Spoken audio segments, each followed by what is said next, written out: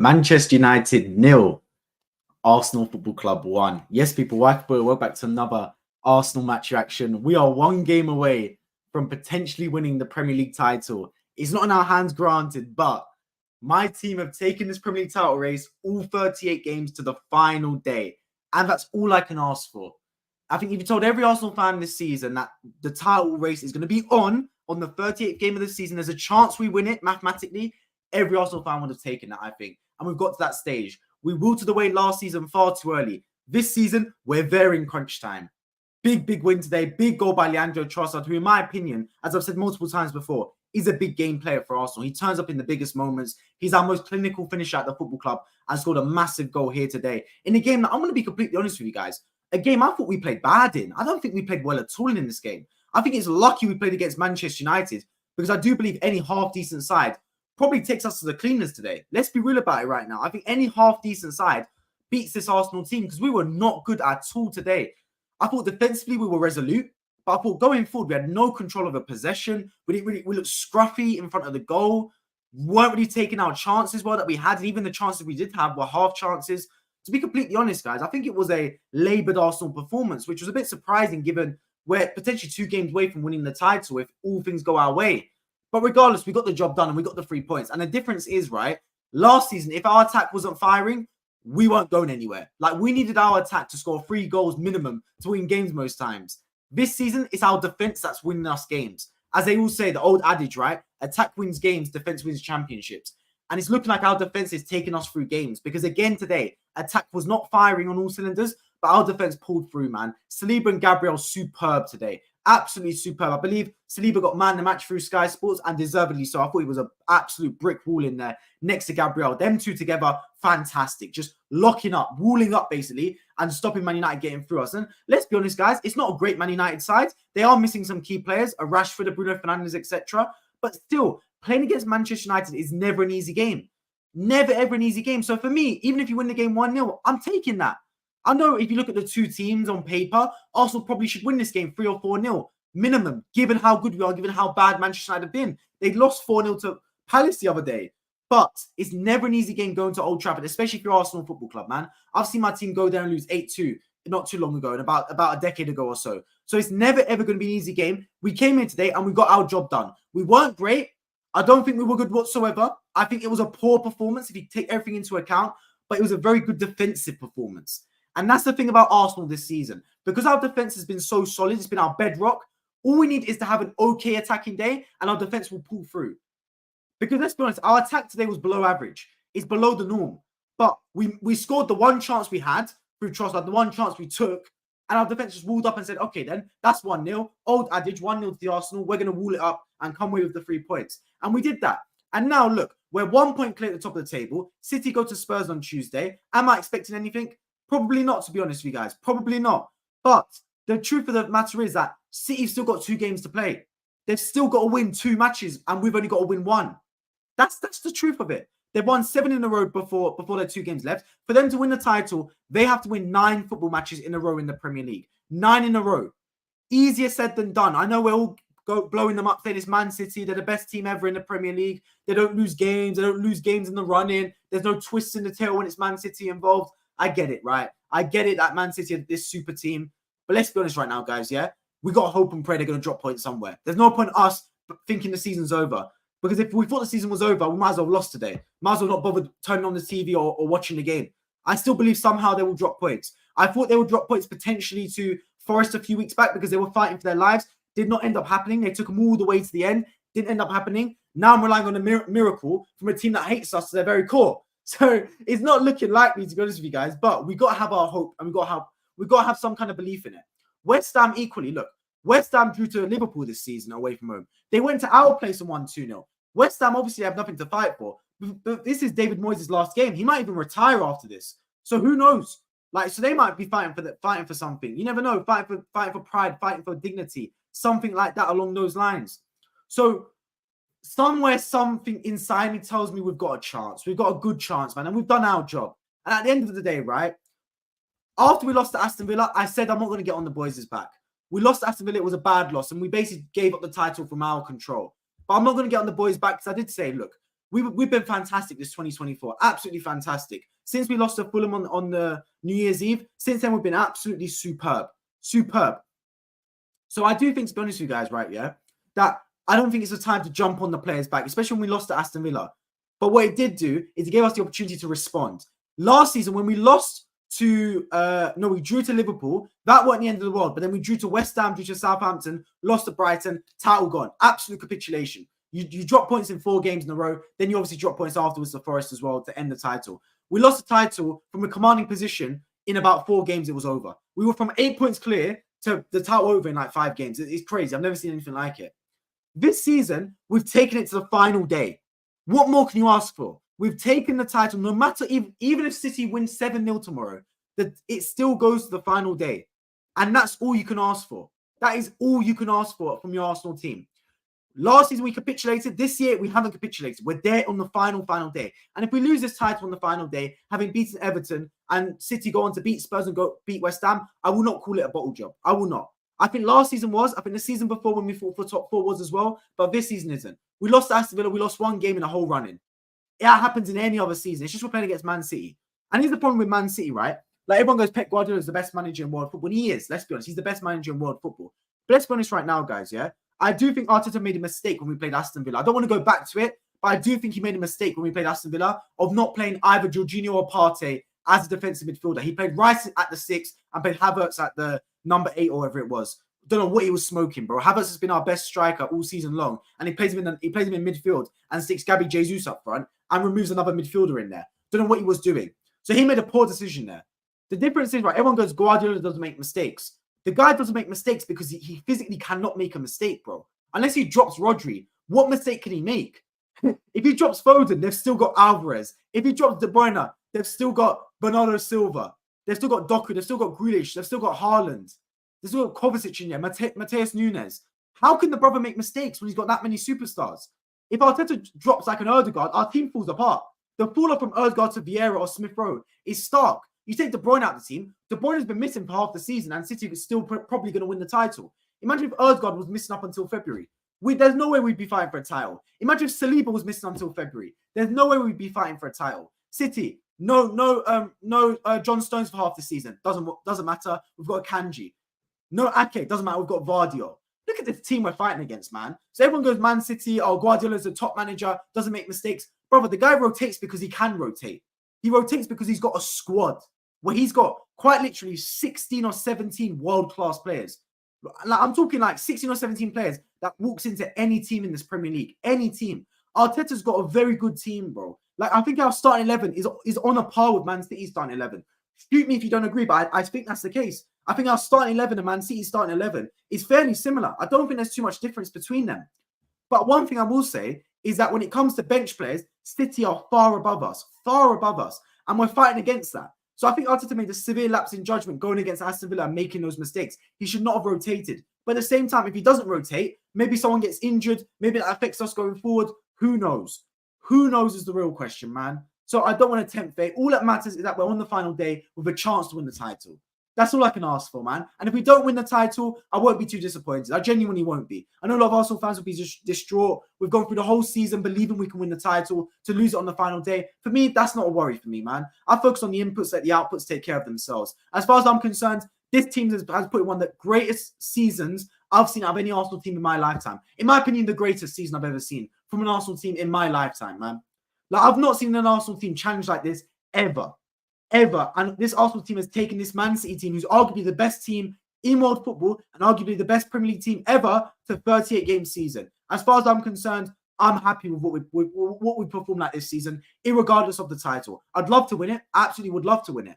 But if it doesn't happen, I'm not going to slate the manager. I'm not going to slate the players. I'm going to say it's one of those things. Played very, very well. Learn from it. You've got another chance next season. But next season, you have to win the title. Because as far as I'm concerned, right, every season under Mikel Arteta, we've improved. His first season was a write-off, bro. Absolute write-off. Season after, we finished 8th. Stinker season. I can't lie. COVID season. He almost lost his job. After that, we got 5th. It was the COVID-19, not COVID. It was an all-or-nothing documentary year. Finished 5th. Fighting for top 4. Bottled it. Let's be real. We bottled top 4. Season after, I fought for the title. This was last season. Bottled the title. To be honest with you guys, we were like 8 points clear. This season, we've come even closer to win the title. Might still win it, but we've come even closer to win the title, taking it to the final day. Season after, the only way we can improve again is to win the title. I actually don't think you can improve from this season to next season and not win the Premier League title. We're literally 99% there. If we don't win it this season, we're literally on the cusp. So for me, next season, the manager has to stay in the job. You don't sack the manager. I don't care what all these Arteta out people are saying. In my opinion, I think they're just jumping the gun with that one. I don't know what they're talking about Arteta out. Like, they haven't seen the best football we've seen in 20 years at this football club. And they're talking about Arteta out. I don't get it. Genuinely, I don't. Like, this Arsenal team has played some of the best football I've seen. And we've actually got a competent team that can win a title that Mikel Arteta has built from the ground up. Yet we've still got the audacity for some fans to say Arteta out if we don't win a title this season, which is beyond me. It's not like we've lost out on the title by 10 or 15 points. We're one or 2 points off the title maximum, even if we don't win it. So that's ludicrous to say Arteta out in my eyes. I don't know what these people are thinking. They're just going very emotional based off the situation that's happened, and they for some reason think it's championship or bust every year.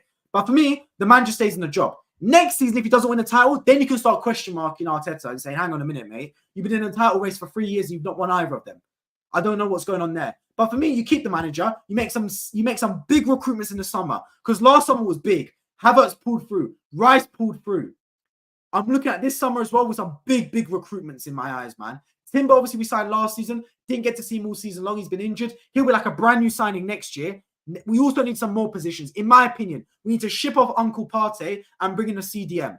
Big time, that's on the agenda in my eyes. We need to bring in a striker, because I like Havertz, but I want another backup striker. Someone that could just come in, be like a plan B striker, like an Olivier Giroud type of vibe. That sort of striker. I want another centre-back, a backup one in case Saliba or Gabriel go down injured. Something like a Ousmane Diomande, something like that. And for me, I'll be honest with you guys, I want a backup winger. Backup right winger in particular, because Saka cannot play 38 games again. So for me, that's what I'm going for. 4 positions. Backup striker / starting striker. So for me, like a number 9 that can get you goals. A proper like Ollie Watkins, Isak, Tony, that type of player. A backup right winger like an Elise. Someone that's good enough. Like City have got Doku and Grealish. That type of vibe. Like, he's not better than Saka, but it's not a fall-off. It's not like a Saka to Reece Nelson type of vibe. Better than Reece Nelson, not as good as Saka. That's what I'm looking for. A CDM to replace Thomas Partey, someone that actually starts with the football club. Like, so we can ship off Partey to Saudi and use Jorginho as a backup. That's what I want. And then a proper backup centre-back. Because I can't lie, Saliba, Gabriel goes uninjured. It's peak again, man. It's looking really bad again. So those are the positions I'd be looking for if I'm an Arsenal recruitment man in the summer. That's what I'm going for. But yeah, let's get into your comments. Mali, I appreciate you on the stream. My friend, I'm doing really, really well. Hello, Dennis. Happy days. Happy days indeed, man. Not a great performance, but job done. And we take it. I hope Tottenham beat City. Yeah, look, trust me, man. If I had a Tottenham shirt on, I'd be wearing it. But I of course, do not, because there's no way I'm wearing any merchandise from that football club. But yeah, we didn't attack enough. Yeah, I'm surprised by that as well, to be honest, because I don't think we started the first 3 minutes really well. First 3-4 minutes. Then we kind of fell off, and United took advantage. Then we just got to go out on nothing, really. I don't know. Like, Casemiro was sleeping. I don't know what the guy was doing, bro. He just lost his legs. Then after we scored, I was thinking, okay, we've scored a goal. Now let's attack them. Now let's really put the hurt on them and go for that second goal and basically start to like be a misery compiler. But we just kind of sat back and let United take control of the football game. And we just relied on our defense. And yeah, we've got a good defense, so we can do that. But I think on another day, like I said at the start of the stream, I think if it was a better team than Man United, we could have got punished today. Lucky this is a short-change Man United side. The Man United are rubbish anyway. So a Man United team that's rubbish anyway, with a lot of injuries, I mean, that's just a terrible Man United team at the end of the day, right? And thankfully for us, we came up against that team rather than a good team. Defensively, we were shaky. I agree. I don't think... No. We weren't shaky. I thought we were resolute. I thought attacking-wise, we were shaky. But I think that was the problem. Defensively, we were sound. I think our midfield looked a little bit ropey. And I think our ball possession looked a little bit ropey. But whenever they attacked us, I never thought they were going to score, to be honest. I was comfortable. To be honest. Saliba, superb performance, man, by Saliba. Fantastic again. United trash, yeah. Rubbish performance by Man United again. I think if Aston Villa wins tomorrow, I think it's over, for top 4? Look, I think even if top 4 wasn't, I don't see Spurs performing well, to be honest with you guys, yeah? I think Spurs got to do it for dignity. Now, Ange Postecoglou is giving it the big one, saying that we don't care about what happens with Arsenal. We're not looking elsewhere. We're focused on our performances. I'm hearing a lot of Arsenal fans say that, small club mentality Tottenham for wanting to lose the game and not win the game. What a small club mentality, worrying more about your rivals than yourself. Look, guys, be completely honest, right? If I'm an Arsenal fan and I'm fighting for nothing, I'm 5th place in the table, not even going for top 4, and my rivals Tottenham were about to win the title, and I'm playing who is it? Let's say I'm playing Man City. I'd want Arsenal to lose. I'm being genuinely honest. If Tottenham were about to win the title and I'm not fighting for anything, my team's 5th in the table, I want my team to lose against Man City. You can say that's anti-Arsenal, whatever. I'm being honest. Why? Because I live in North London. I'm around Arsenal fans. I'm around Tottenham fans every single day. So I can't escape it. If you don't live in North London, if you don't live in London, if you live in another country, it's different because like if Arsenal win or Tottenham win, it don't really matter at the end of the day, right? Like if they win the title because you don't see the other fans. When I live in North London, right, I have so many Tottenham people around me. I have so many Arsenal people around me. I can't escape it. Like that is it. If Tottenham win the title, I'm there. I'm in the war zone, bro. Like the parade's happening all around me. I'm engulfed in it. It's the enemy in your backyard type of vibe. So for me, if Tottenham fans say they want to lose the game tomorrow or on Tuesday, sorry, absolutely. I understand completely you want to do that. I understand 100% if you want to do that. Because if it's the other way around and my team was 5th and we were playing Man City to stop Tottenham winning the title, I'd say exactly the same thing. Exactly the same thing, man. True. Yeah, I think you were saying, what point was that about again? I think you were saying about the Arsenal team maybe not bottling it. Because that confirms Villa Champions League football, yeah. And to be fair, Villa deserve it. I think they played really well this season, epitomised by Ollie Watkins, who's been superb up front. I mean, Spurs won't have anything to play for, yeah. But also at the same time, when you've got nothing to play for, you're still a very dangerous team. Let's not forget that, guys. Mikel's always experimenting. He is indeed, man. He is indeed. That's why I always say he's not elite. Look, you might say he's not elite, but if he's not elite, yeah. Like, Arteta's done a superb job, man. Don't undermine him at all. I'd say he's done a fantastic job. I think you look at certain managers like Xabi Alonso, who won the title, and apparently that's now the norm. It's like when you've seen 18-year-old millionaire through like Forex or crypto trading. Everyone thinks that's the norm now. What Xabi Alonso's done has been superb. That is not the norm. You don't walk into a job and go from a team that's basically mid-table / fighting relegation to winning the title in 2 seasons. That's not something that's to be expected. That's a superb job. And by the way, they're still unbeaten now, if I'm not mistaken, in May, in all competitions. Like, that is incredible by Xabi Alonso, by the way. So for me, that's not the norm whatsoever. I think Arteta's done a fantastic job in the hardest league in the world as well, by the way. So I think you've got to give him a heap of credit. And if we're not playing against this juggernaut Man City team, we're walking away with this title. The title would be ours already. It quite literally would be ours. This game would have secured the title against Liverpool. If Man City weren't basically, if they have 115 charges, got dunked on their head and they weren't in the Premier League anymore. That type of vibe. Like any other season, you're winning these games, bro. You're winning these titles. Smash the likes, indeed, man. What do you think of Man United? They're in the thick of European race. Look, here's the problem with Man United, right? And I've said this multiple times before. Most of the time, I like the team. They're just missing a few players. Do you know what I mean? Like, for example, with Tottenham, right? If I take my Arsenal hat off and just look at the team, I like the team. Like, I like what Ange Postecoglou's doing. I just think they're missing certain personnel. Like, the system's there. You're just missing the players to implement the system. With Arteta, right? I saw the system. We're just missing certain players. We're now filled in those spots. Same with Klopp. You could tell last season the system's there. It's proven before. He just missed the personnel to get the job done. With Eric Ten Hag and Manchester United, it's the other way around. There's certain personnel I like, but the system's crap and the majority of the players are rubbish. I think I like Garnacho. I like Kobbie Mainoo. I don't mind Rasmus Højlund. The rest of them, they're all rubbish. They're all rubbish. So you've got 3 players that I rate. The rest are crap. The system's crap. So for me, they've got a lot to turn around, to be completely honest. But it does mirror for me a little bit what it was like at Arsenal during COVID, when we had like Saka, Smith Rowe, and a bunch of bums. And you're basically just relying on the younger players to basically get you to watch the games. Because if them weren't playing well, you had no incentive to watch the game other than wanting to watch your football club. Because we were crap. Same thing happens with Man United. Garnacho and Kobbie Mainoo are probably the only reason United fans have some sort of faith in this team. Plus chucking Rasmus Højlund, who's been all right, to be fair, in a crap United team in a crap season. He's been okay this year, leading the line. So for me, I think you've got to look at those young players and look at them as like the place to look towards and go, look, they need some help, of course, but that's like the shining light through what's been a very murky season for Man United. The rest of us fans are emotional and we got feelings. Your logical reason then is, well, I try to be at least. And of course, I'm not always 100% right. And there'll be people that disagree, and that's completely fine. Football's about opinions. But I try to treat football as I treat the rest of my life. I think that's the best way to do it. I feel like some people, they treat football like their opinions on football does not mirror what they would say in real life type of vibe. Do you know what I mean? Like they would jump on the manager for not winning the title for what's it called? For when we've lost one game, when they don't apply it to their own life. Say they're trying to like go on a diet and they have one cheat meal on the Sunday. They say, that's fine. Yeah, we can miss out one day on a Sunday. That's fine. I'll be healthy the rest of the week. If Arsenal win 6 games and lose one, they'll jump on the manager. What's the difference in that respect? Do you know what I mean? Like, hold the standards for yourself that you hold for your team and manager. In my opinion, I've always said this. I judge the inputs, don't judge the outputs. That might say that's crazy. You might say, oh, that's no standards. No, it's not at all. But that's the only way you can judge life. I don't judge it on if you win a title or not, you're successful. Because you cannot control that. You can't control winning a title or not. How I judge the team is, are you improving? Is the quality of football at a standard that I think is acceptable? Because I don't want to watch a bore fest. I know Simeone might be a winning manager, some might say. I don't want Simeone at the carpet. I do not want to watch us play a back five every game and stink out the Emirates. Like, I know it might win us a title. I'm not sacrificing 2 hours of my week every single weekend to watch my team play a back five and stink it out. Like, come on, man. Let's be serious right now. I want to actually watch a team that plays good football.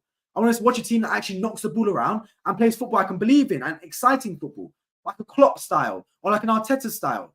I don't want to see my team play Mourinho boring fossil football. Some might disagree. Some might want to only win titles and that's all they care about. And that's fine. That's your prerogative. Like I said, everyone's got their own opinion. Everyone's got their own philosophy on how they want the game to be played, on how they want their team to do. Some are just results only. It's a results business, and I appreciate that 100%. You've got your opinion on that.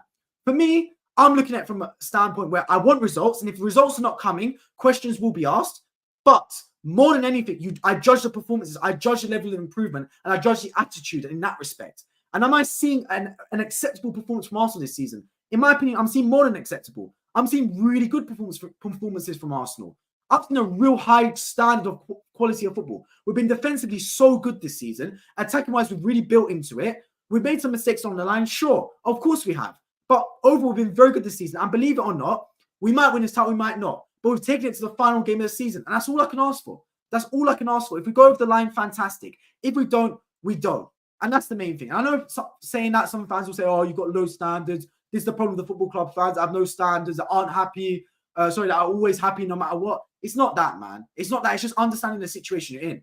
It's like those people that say, I'm only happy if I'm earning 10 grand a month. Or if my YouTube video gets 1 million views, then I'm happy. Bro, I can't control that. I can't control if this stream has 1,000 viewers or 10 viewers or 100 views. I can't control that. What I can control is if I stream after every single Arsenal game. So I judge myself on that. I judge myself with, am I having a good day? Am I having a bad day? It doesn't matter. I'm still going to stream after the game. Do Arsenal win? Do Arsenal lose? I still stream after the game, no matter what. That's judging myself and judging my inputs. I don't judge myself on whether my stream gets 10 views or 100 views. I judge myself on my performance in the stream and my attitude towards the stream. Am I actually turning up and give myself energy for the people that are watching the stream and deserve that? That's what I judge myself on. Same with Arsenal. Same how I view Arsenal Football Club. I don't view Arsenal Football Club as if you're winning every single game, you're good. If you're not winning every single game, you're bad. I judge it on what I'm seeing. For me, like I said at the top of the stream, this was a bad performance. I'm not happy with the performance there. I thought it was terrible. Now, I'm not gonna select the team for it, because at the end of the day, right, we've got the end of the season where basically is results or bust. But overall, if I'm being completely honest, this was a bad performance, really bad. But we got the job done.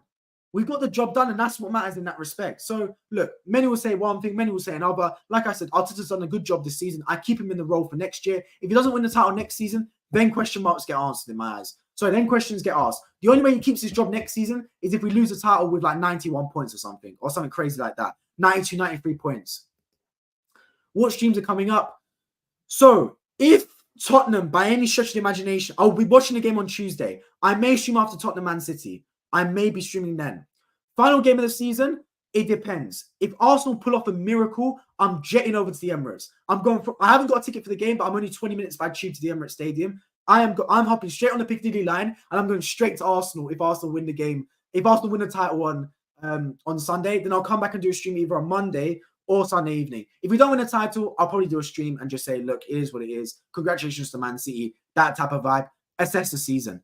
But yeah, so the plan is Tuesday. If Tottenham pull off some kind of miracle, I pray to Allah that they do, then we'll be on the streaming on Tuesday. Hopefully so. If City win again, I'll be around that blue moon crap. It's like a Groundhog Day. Yeah, every season, man. Man City just pulling it off. The good thing is, right, if Man City win the title, it doesn't matter because like no one cares. Let's be real. Like I don't know a single Man City fan. At least I don't know any that live in London. Like, let's be real, bro. Like every Man City fan that I know of, yes, there are Man City fans in Manchester Fairs. You're a Manchester Football Club. Every other Man City fans abroad. Like they're just abroad fans that I don't want to say glory hunting because I don't know them. They might have supported Man City from, I don't know, 2007 or something like that, 2006. Who knows? But it's safe to assume that If Man City were like 14th, I don't think they'd be supporting Man City, to be honest. Let's be genuinely honest about it right now, guys. Yeah. I don't want to shift the buck a little bit, but I'm just saying it as it is. Who do you think will get Europe? I'll be honest with you, I've not kept up with it. I've not kept up with it one bit. Arsenal, City, and Liverpool are getting Champions League. I think Villa will get Champions League, and I think Spurs and who is it? Is it Newcastle there? I think Newcastle will get it, maybe. I don't know, to be honest with you guys. I don't know. This thing about judging managers differently, people have different standards to other clubs compared to their own club. Yeah, that's true as well. That's completely true. My thing is just hold the same narrative. Like, if you're going to say one thing about your club, have the same narrative for other clubs. If you say one thing about yourself, have the same narrative for others. Just have consistency. It's the same with referees, right? Some referees are really harsh. Some referees are really lenient. I don't mind either way. Just have consistency. And consistency in all aspects. Because then you're not a hypocrite. And that's the biggest thing. I feel like some people, right, that are like calling for Arteta's head, saying the manager has to go, he's not good enough, he's rubbish, etc. They don't hold that same standard for others or other people. Do you get what I mean? I don't get it. Like, a lot of people have their agenda, have their vendetta, and first impressions have a big thing, bro. A big thing. Like, for example, certain streamers and Arsenal YouTubers. I'm not going to name names because obviously I've not spoken to them personally, but you might be able to read between the lines to see what I'm saying.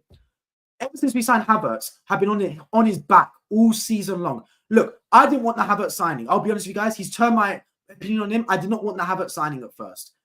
But these people have been on his back from minute one. That, like, we've signed him and they go, I'm not going to support him. I'm not even going to say his name. Like, they've taken like 8 months to actually say his name or say something positive towards him. Like, come on, bro. That's an agenda. That's a vendetta against the man. Did I want to sign Havertz? Absolutely not. But if he scores a goal or he does a good thing, I'm going to praise him. I'm going to praise him 100%. And like I said, my opinion has been changed. I think it's a good signing now. I think it's a very good signing. But at the start of the season, I was a bit pessimistic on it. I was. But I've changed my opinion. And at all times in the season, I backed him. Not once have I ever said that Havertz is, never ever said, he's not good enough. I'm not even calling him by his name. He's terrible. Blah, blah. Look, you can have your opinion on the player. But you got to back your players, man. Like, certain fans saying, I'd celebrate if Arsenal lose today because then the manager will go. I won't celebrate if Havertz scored because I don't want him. Like, come on, bro. Like, certain point you got to sit there and go, like, have some kind of, like, moral dignity or integrity or something about you to say, you know what, I'm wrong. And I'd rather my team win than my opinion be right. And that's the main thing. 6, Newcastle with 57. Chelsea with 57 as well. United with 54. All teams have 2 to play. I think Chelsea will get Europa then. I think Chelsea will get Europa because they're on form right now, Chelsea, from what I've seen of them. They've been on really good form. They got a good win against Forest. I didn't watch the game, but they came from 2-1 down to win 3-2, if I'm not mistaken. Could be wrong. Did not watch the game, but I'm pretty sure that's what happened. So Chelsea are on form. They're on form. They can get the results down. Wednesday, United versus Newcastle. That's a crunch game. Brighton v Chelsea. That's a crunch game as well. Sunday, Chelsea, Bournemouth. 3 points for Chelsea. Brighton United. Mid-game. And then Brentford, Newcastle. That's crazy. He's done well. I was skeptical, but geez, he isn't that bad. Exactly. He's not that bad whatsoever. But yes, guys, I'm going to start to round off this stream now. I appreciate everyone that has tuned in. Got one last question coming through. What do you think of Poch then? Pochettino. I don't mind him. I don't mind him one bit, Pochettino. Look, when Chelsea got him, I was a bit pessimistic on the Pochettino signings. I didn't think that it didn't really align with what you were going for. Like, you spent a crap ton of money, right? And I was sitting there thinking, if you spend that much money, you should go for a win-now manager. Like a Simeone or a Zidane or a Enrique, someone like that. Do you get what I mean? To align with the fact you've got a big budget to spend. You spent a lot of money and you went for a project manager in Pochettino. Look, there's no doubt in my mind that Pochettino does his best work over a longer period. Pochettino's not a manager that comes in and gets results done in a year's time. That's not what he does. Pochettino is a long-term manager, a project-based manager. He likes to get on the training ground and get things done, drilling what he wants to his players. I think the fact that he's had the whole year with no European football, I think that's been a benefit to him because towards the back end of the season, we've seen actually a Chelsea team that's got better and better. They've got better as the season's progressed. In the big games, they've turned up a lot of times. They played well against Man City this season. They have not lost to Man City in both Premier League games. Obviously, they lost in the FA Cup, but they played well that day as well. I think, to be honest with you guys as well, that I do look at Chelsea a little bit and think they've had a lot of injuries to go through as well. So I don't think it's a time to jump on the manager. I think when you've been bad, you've been really bad, as he did say, Pochettino. And there are some results that you can say in many ways are inexcusable. 5-0 to Arsenal is not a result you can handle. I'm sorry. Anytime you lose above 3 or 4-0, question marks have to be pointed towards the manager, especially when you're a team as big as like a Chelsea, an Arsenal, a United, a Liverpool, etc. But look, I think next season's a big season for Pochettino, man. Like your first season's always like a feel it out season. You got the whole summer now, you got the whole preseason. You've figured out what players you want to keep, you figured out what players you want to get rid of. Now you got to progress, man. But you got a team that you can build around. Cole Palmer's very good, man. And you got a team you can build around there. Are you streaming the finals coming up? FA Cup, Europa, etc. Potentially, yeah, most likely I will. Probably not Europa League. Maybe the FA Cup, yes. Maybe Europa League and Champions League probably as well. But yeah, I'm not too sure right now. I've just been so busy recently. I haven't even had time to watch that much football, to be honest with you guys. Like genuinely, I've watched. I even didn't even get to watch the whole Man City game. I turned it off at 2-0. I turned it off at 2-0, but I watched the Arsenal game today, and that's what mattered. But yeah, I appreciate everyone tuning. I've got to go now. I hopefully catch you guys in midweek if Tottenham gets something from the Man City game. And if not, next week, hopefully, in a week's time, I'll be watching my team Arsenal win the title. Hopefully. But I appreciate everyone that tuned in. If you're new around here, do subscribe down below. Drop a like as well. And I hope to catch you guys all in my next one. Take care.